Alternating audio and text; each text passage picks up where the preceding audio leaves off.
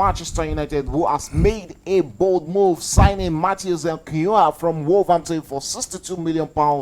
The only major purchase so far, but they are also been linked to Mbeumo from Brentford. We'll be seeing how Manchester United are going to, move their way through the transfer window, knowing fully well that PSR and FFP is also on their neck. It's clear what's the price tag and how does it fit into the Rúben Amorim's system.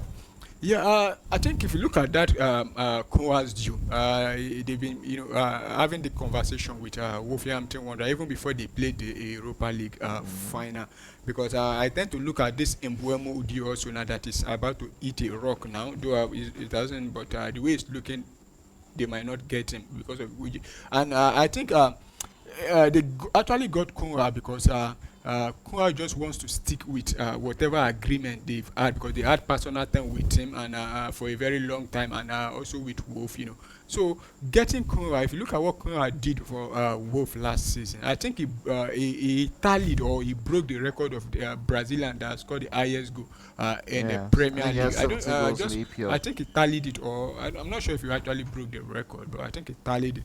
And coming into Manchester United, we saw Manchester United last season, and everyone will agree that they need a lot of there's a lot of work to be done at Manchester United, and starting with bringing on a new set of players, and they still have some players that they need to let go, which they've not even let those players go. But Cunha is a very fantastic player, and I hope he just he comes to Manchester United and give his best like he did with Wolves. But we've seen a lot of players coming to Manchester United, but at the end of the day, the rest is history. But for what is it, the other guy named Mbeumo, the deal is looking very, very likely that though it's about let me just say 50-50 now, because Brentford, I think they've agreed on a deal with Manchester United, but the issue is with Mbeumo. Okay, straight talking about the likes of Rashford, Højlund, and Bruno Fernandes, who actually left that deal to Al Hilal, big money on the table, but he said he wants to continue playing at the highest of of his career. Højlund has been linked to Inter Milan, and Rashford been linked to Barcelona. The signing of Cunha and the possible signing of Mbeumo. Will this be signaling the end of these three players or two of these players? Yeah, I think Rashford is going. The same thing as Sancho, and I think Højlund too will leave. So they need to strengthen up front. It's going to be a long summer for Man U.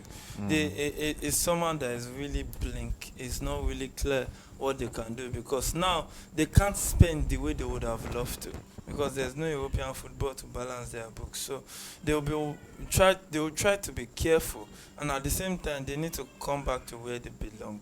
And so I don't envy the people at the M's of Avias at Man U. Okay, Paulo, just looking at the signings Manchester United are making, the one they are building to and the one they've completed, are United solving the right problems with this signing? I don't think they've actually, because if you look at, he talked about Højlund moving. I don't think Højlund will be moving. If you look at the two players now, talking about Cunha and let's just agree they've signed Mbeumo. Both of them are not number 9. And I think the only recognized striker at Manchester United is actually, what's his name now? Højlund. Maybe if you now add Obi Martin, which I think Højlund might be moving to Inter Milan. That's what I'm saying. With the signing they've made, I don't think they've actually, getting the area, because you look at Manchester United, a lot of their fans say they are one of the teams that scored the fewest goals. And when you talk about those teams, I think they scored 44 goals last season in the league. And you look at other clubs, they scored a lot of goals than Manchester United. So I don't think Manchester United have actually, that area. But if you look at Cunha, I think even at the end of they play at from the left side of the attack, probably coming on to replace the Garnacho that might likely be moving, and players like Sancho and Rashford, they're not in the plan, So those ones. I just think Cunha will play in behind the number 9. Probably, but because I think Amorim is more interested in playing as a double turner. We've seen him, try Bruno Fernandes as even more of a central midfielder position. So I think Bruno might not be getting more of an attacking position. And at the same time, you look at Mbeumo also. He tends to come in from that right hand side of the attack. You need two solid players to compete. But it depends on the kind of formation now. Yeah, Amorim wants to play. Diallo needs a competition. Bruh. Diallo was out for how many weeks? And you know, Man, you can missed him can like Buemo anything. play as a wing back? Like No, that's no, another not wing question. back. no, we saw it with Diallo. See, listen. If you want to look at it, the teams they have players that can do double work on the field. Some just their role. So it depends. When the Man U takes shape with their signing, then we can begin to predict where we will play what.